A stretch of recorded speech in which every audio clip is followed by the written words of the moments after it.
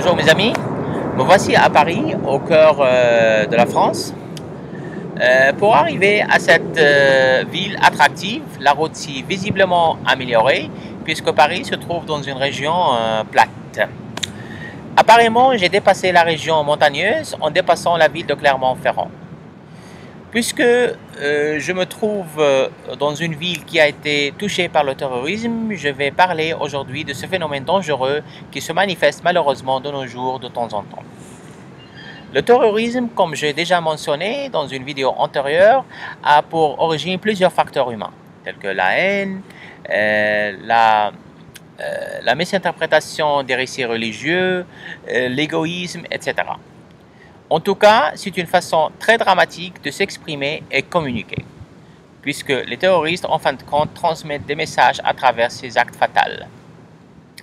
Pour combattre ce phénomène, c'est vrai qu'il faut renforcer les mesures de sécurité et intensifier la collaboration à l'échelle des États pour remédier à ce phénomène, mais ce que peut-être on néglige, c'est la méthode soft et probablement la plus efficace pour le combattre.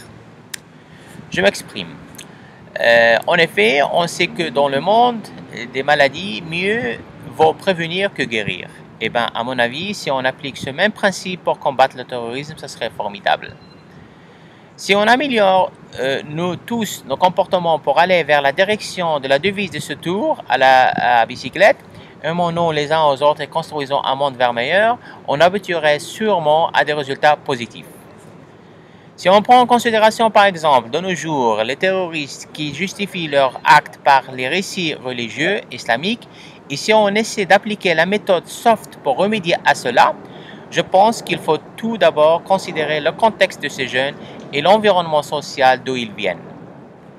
Si on considère les jeunes d'origine arabe qui vivent dans des pays arabes et qui finissent par commettre ces actes dangereux, il va falloir tout simplement établir une justice sociale dans ces pays, éliminer la corruption, minimiser les différences des classes sociales et donner des occupations et des chances aux jeunes. Tandis que pour les jeunes arabes naturalisés d'Europe, il va falloir se comporter avec eux comme tels et combattre le racisme.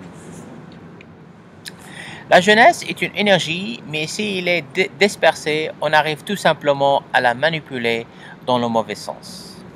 Bien entendu, je pense que ni l'islam, ni une autre religion incite à tuer des gens innocents comme ça avec un sang-froid.